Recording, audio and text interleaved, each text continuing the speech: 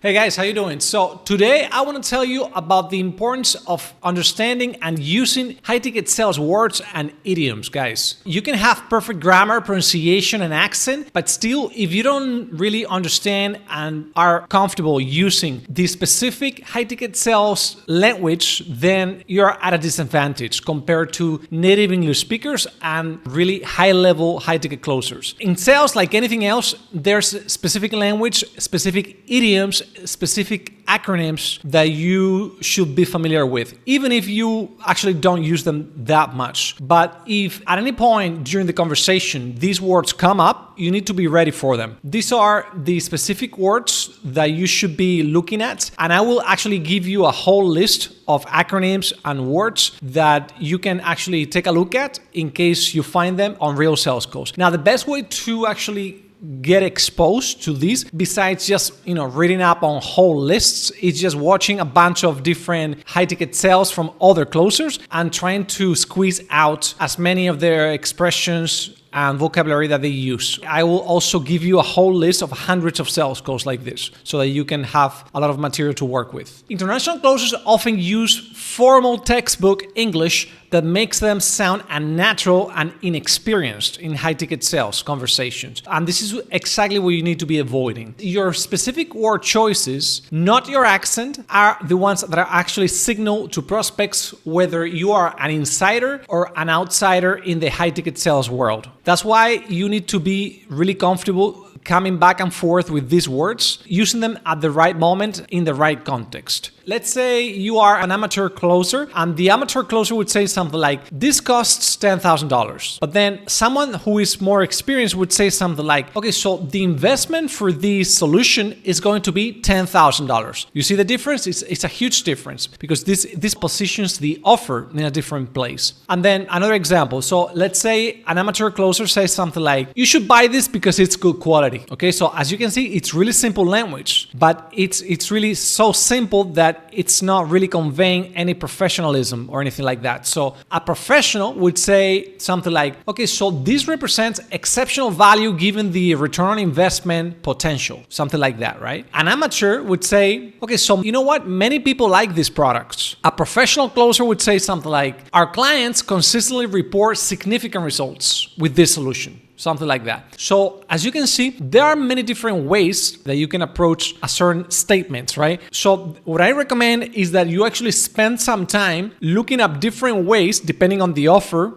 of stating the same question, statement, the same idea. That's gonna give you a wide array of options to pick from whenever it comes time for you to actually use them in real context, and also give you more choice in case that something works better than the other. I'm going to talk about now the psychological impact of the choice of words that you use. Words like buy, cost, or price. So these words are always triggering spending money, right? So buying, cost, or priced. Now, if you say investment, this triggers more things like return and value, because investment has this connotation of it's an investment, meaning that you're gonna get something in return. So you're gonna get some value in return. You can buy something that you can just consume and just once and let it go, so it's not gonna give you anything in return. So that's why you need to be really specific about the types of words that you choose. Now, think about words like product or features. You're thinking about commodities, so things that you don't really need. These are just like some nice to haves, right? You have words like solution or benefits. These words trigger thoughts of outcomes and results. So you see the difference? So these are very particular. There are hundreds and hundreds of different word choices that can give you different results. So you can play around and see what works best. And also, when you start watching sales calls on YouTube and you start watching other closers during their sessions, what I recommend is just you pay special attention to these word choices. Because remember, from previous sessions, we were talking about really understanding the meaning, right, of words. But then once you know the meaning and the context, then you also want to really get familiar with the impact that those word choices actually have on an actual real sales call. Native English speaking closers, they naturally absorb a sales-specific vocabulary and a set of idioms through cultural immersion, like movies, business, culture, and their day-to-day, basically. Now, this is where they are at an advantage over you, right? You are at a disadvantage. Now, but that's where you actually need to wake up and start consuming as many sales calls as possible, as many role play sessions as possible. You need to catch up as soon as possible, because basically what's going to bridge that gap for you compared to native English speaker closers is the amount of hours that you spend watching others do the thing. All of these closers, they might have like a more natural way of expressing themselves and carry themselves throughout their sales calls, and they have like a more natural way of using words and expressions and all that stuff. But you can try to make up for that very, very soon if you actually immerse yourself in a lot of practice, in watching a lot of sales calls and in practicing yourself. Now, the thing is, you learn formal, grammatically correct English, but you miss the nuance and the culturally weighed expressions that build the report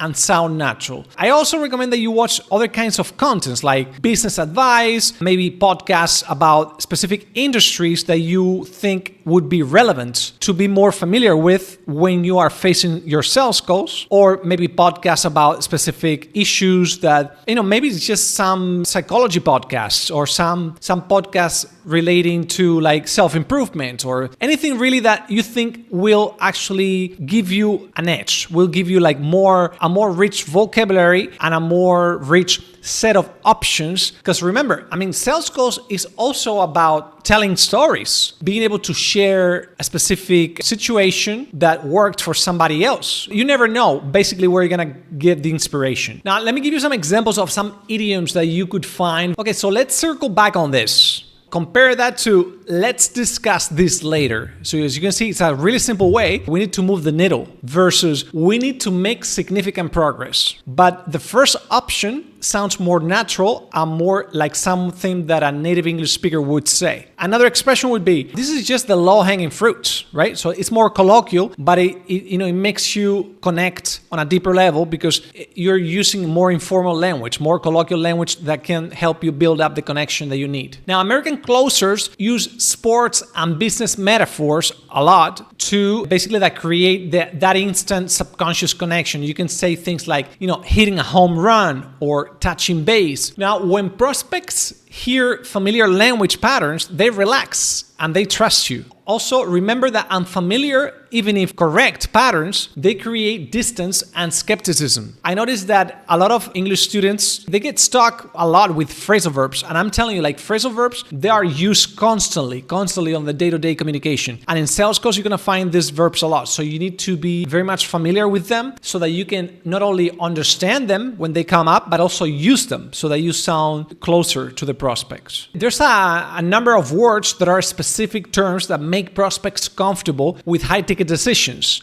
This could transform you from a salesperson to an expert, right? Instead of expensive, you can use, this is an investment-grade opportunity, or this is premium positioning, right? Instead of cheap, you can say things like cost-effective or value-optimized. Instead of features, you can say capabilities or benefits. Instead of customers, you can say clients or partners, right? The list is infinite. You can really sit down and try to come up with a whole list of this. I'm just giving you some examples so that you can see. But like I said, the best way to find these words and expressions is to actually sit down yourself on your own time and watch a whole list of different sales calls and watch, dozens of hours so that you can actually see what's mostly commonly used. Let's explore what success looks like. I'm curious about your perspective on this, right? You can say, I understand your concern. That's an interesting perspective. Let me share some additional context. Okay, things like that. Now, let me give you some other examples for amateur versus professional language. So an amateur would say, can you afford this? A professional would say, does this align with your budget options? Each professional word builds up on the last and it creates a cumulative effect that frames you as an expert. There's a lot of danger if you actually recognize words or expressions, but then you just assume that this word or this expression can be used anywhere and in any context. Using sophisticated words in the wrong context, like let's optimize your pain points, hurts your credibility more than using simple words correctly. Flashcards teach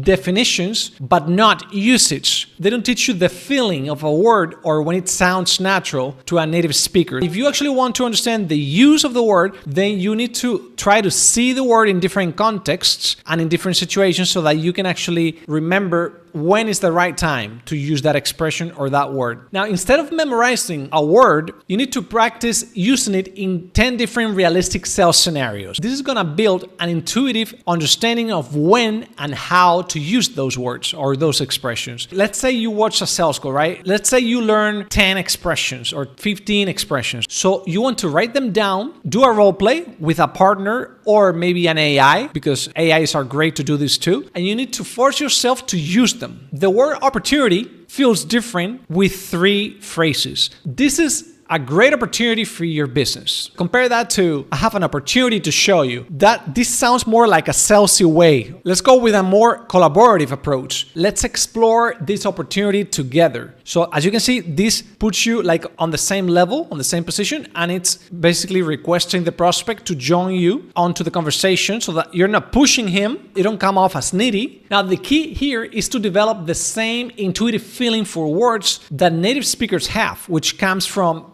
basically practicing them in context, not in isolation. You see, that's why I don't recommend to just go through a list and then just try to memorize those words. Look at the list, but then try to use those words onto real context and try to find those words on real context. Again, you can go back to websites like Youglish or Filmots, right? These are websites where you can actually find actual videos where those words or expressions are being used in context. And you can find many times hundreds of different examples of that expression. So, the more words that you're used to, like sales words and sales expressions, the easier it's gonna get for you to be able to use them in the right context without having really to push your brain really hard, because you're already so familiar with the use of those words that it just comes out naturally. And this is what native English speakers do, and this is what like the top 1% of closers do. They have seen those words being used so often that they just come out naturally. There's a big difference between passive memory and active memory. Passive memory would be, reading a list. The problem with this approach is that yes, if I put you to the test, you probably will be able to spit out, maybe 80% of the list, right? But if I put you in a real sales call under real pressure, you might just freeze because all you did was just taking a look at an isolated list. So you're gonna freeze, and maybe you can remember 10% of those words, and you might not even use them properly in the right context. If you are actually pulling words from memory, from like an actual contextual memory, this stays strong under stress, and this is where you wanna be. A way to practice this is to respond to common sales situations using only professional vocabulary under a time limit. Let's put it this way. So let's say I give you like 20 different expressions or idioms or acronyms or sales terms, right? I put you on the spot and I tell you, okay, listen, you need to actually use them, but I give you a time limit. If you run out of time, then you fail. So this is gonna put you in an artificial, stressful situation because you're gonna be forced to use them. You want to find artificial ways to create the stress to test out your ability to remember and pull out those expressions from your memory and use them in the right context. Basically, you want to switch between basic sales conversations with more professional-based vocabulary and then practice with the different approaches and to see what feels more natural. And there will be a point where being more professional will sound way more natural to you. And this is also fed by the fact of watching others perform their sales calls. This is gonna give you like a first view perspective on how it's supposed to be and how those expressions are supposed to be used. So you're gonna see yourself in that position, and every time you see yourself saying other expressions, like more basic expressions, you're gonna feel dumb, and that's good. So you want to put yourself in a position so that you feel the stress, and you want to compare yourself with the native English speakers on the top 1% closers so that you can see how those expressions are supposed to be used. The key here is repetition. Your brain develops a preference for professional language, and this frees up your mental energy to focus on the prospect instead of searching for words. The more you practice, the more these words will just pop up in your head. The less you have to push them to come up, the more time and energy you will be able to invest figuring out how you can help the prospects. The change in how you sound is dramatic and immediate, right? So leading to an increased confidence and a shift in how prospects perceive you. And not only prospects, but how you perceive yourself. I want you to think of this other sentence. I understand you think it's expensive, but maybe I can give a small discount. See, that sounds cheap, right? It sounds simplistic and cheap. Compare that to this. I appreciate your concern about the investment level. Let's explore the projected return on investment. As you can see, here you're also being empathetic with the person. So you are approaching it in a professional manner, and you're also providing a solution, a collaborative solution, trying to explore different options and trying to let him see about the benefits. How do you measure all this? Because to me, it all comes down to the ability to measure your progress. So prospects ask more intelligent questions, and they share more information and discuss budgets more openly because they perceive you as a fellow professional. So this is a good way to measure how your vocabulary and your sales terms are being used in a better way over time, because the more likely it is that the prospects will show this attitude towards you. And you start seeing yourself as a bilingual professional helping clients make strategic decisions. You want to change both the perspective of the prospect from you and the perspective that you have about yourself. I always try to come up with a systematic approach to everything. Top closers use a structured 3-phase system and they don't use a random learning process. Phase 1 is the foundation, where you actually target acquisition via contextual flashcards and watching videos. So you need to watch a lot of videos, watch podcasts, watch the words being used in English, for example, and in other sales calls, and make sure that you take note about all of these words. And then the second phase is application, where you can actually make drills either with AI or with real humans and try to find other people that are also learning to improve their sales skills in English to become a high-ticket closer. And you can actually join school groups or Discord groups or whatever, and then just try to practice all of these words. The final third phase is active recall for automation. So meaning that you actually need to put yourself in a position to force yourself to remember those words. In this case, I know, like a specific set of expressions, or you get them confused. For example, like you don't use them in the right context, then you know that you need to be reviewing the meaning of those expressions and then using them more often. You should start today by mastering the most essential word substitutions and replace typical words like cost with investment, product with solution, or buying with moving forward. All right, guys, see you in the next video.